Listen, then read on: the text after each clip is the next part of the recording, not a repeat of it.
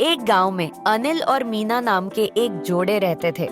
दोनों की शादी को लगभग 5 साल हो चुके थे। शुरुआत में उनका रिश्ता बहुत ही अच्छा था, लेकिन धीरे धीरे उनके बीच मतभेद बढ़ने लगे।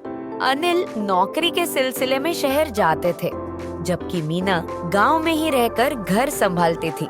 दोनों के बीच बातचीत कम हो गई थी और छोटी छोटी बातों पर झगड़े होने लगे। एक दिन गांव में एक साधु महाराज आए। उनकी ख्याति दूर दूर तक फैली हुई थी कि वे लोगों को जीवन की सही दिशा दिखाते हैं। अनिल और मीना ने सोचा कि क्यों न इस साधु महाराज से अपनी समस्या का हल पूछा जाए।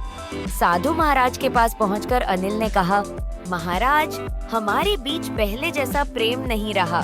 छोटी छोटी बातों पर झगड़े हो जाते हैं। क्या यह कलयुग का प्रभाव है? साधु महाराज ने मुस्कुराते हुए कहा, कलयुग का प्रभाव तो है, लेकिन इसका मतलब ये नहीं कि तुम अपने रिश्ते को सुधार नहीं सकते। पति पत्नी का रिश्ता सिर्फ शारीरिक और भौतिक सुखों तक सीमित नहीं होता, ये आत्माओं का मिलन है। मीना ने पूछा, महाराज, हम अपने रिश्ते को कैसे सुधार सकते हैं?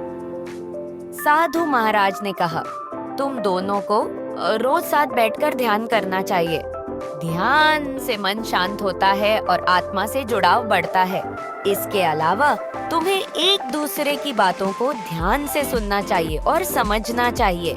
संवाद के बिना रिश्ता अधूरा है। साधु महाराज ने आगे कहा, कलयुग में लोगों के पास एक दूसरे के लिए समय नहीं है, लेकिन तुम्हें इस स्थिति को बदलने की कोशिश करनी चाहिए।